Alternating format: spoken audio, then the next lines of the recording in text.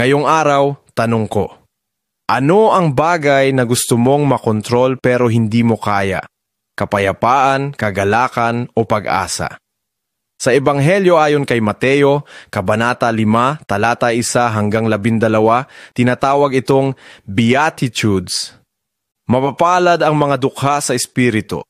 Mapapalad ang nagdadalamhati. Mapapalad ang uhaw sa katuwiran. Ang tunay na pagpapala ay hindi sa kung anong meron ka, kundi kung paano ka nagpapatuloy sa gitna ng hamon.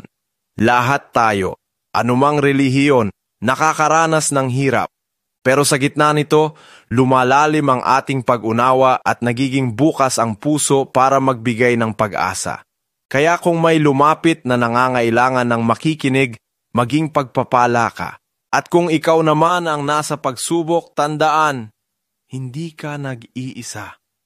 Ngayong araw, tanungin mo ang sarili, anong beatitude ang tumutukoy sa iyo ngayon?